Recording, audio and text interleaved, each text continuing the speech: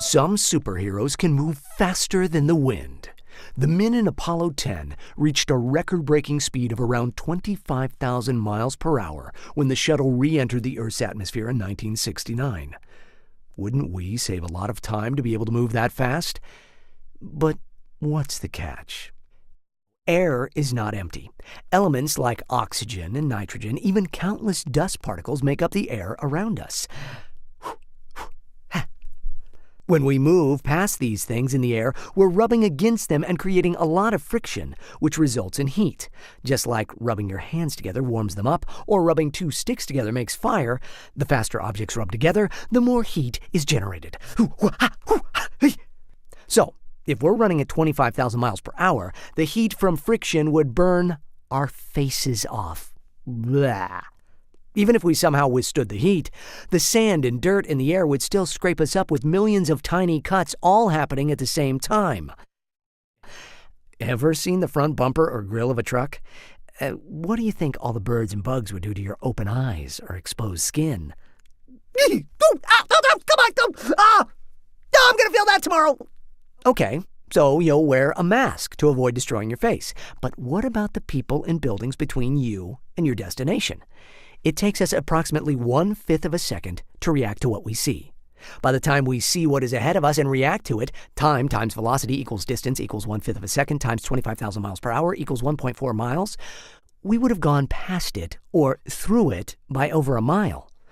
We're either going to kill ourselves by crashing into the nearest wall at super speed, or worse, if we're indestructible, we've essentially turned our bodies into missiles that destroy everything in our path. So, long-distance travel at 25,000 miles per hour would leave us burning up, covered in bugs, and leaves no time to react. What about short bursts to a location we can see with no obstacles in between? Okay, let's say a bullet is about to hit a beautiful damsel in distress. So our hero swoops in at super speed, grabs her, and carries her to safety. That sounds very romantic. But in reality, that girl will probably suffer more damage from the hero than the bullet if he moved her at super speed. Newton's first law of motion deals with inertia, which is the resistance to a change in its state of motion. So an object will continue moving or staying at the same place unless something changes it. Acceleration is the rate the velocity changes over time. When the girl at rest, velocity equals 0 miles per hour, begins accelerating to reach the speed within seconds, velocity increases rapidly to 25,000 miles per hour, her brain would crash into the side of her skull, and when she stops suddenly, velocity decreases rapidly back to 0 miles per hour, her brain would crash into the other side of her skull, turning her brain into mush. The brain is too fragile to handle the sudden movement. So is every part of her body, for that matter. Remember, it's not the speed that causes the damage because the astronauts survived Apollo 10. It's the acceleration or sudden stop that causes our internal organs to crash into the front of our bodies the way we move forward in a bus when the driver slams on the brakes.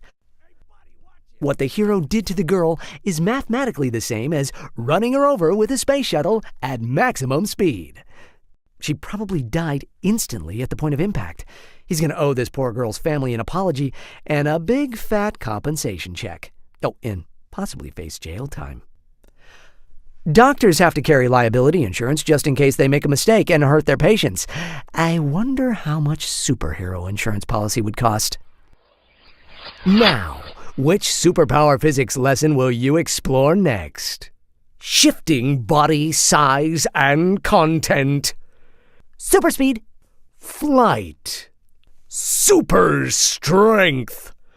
Immortality. And invisibility.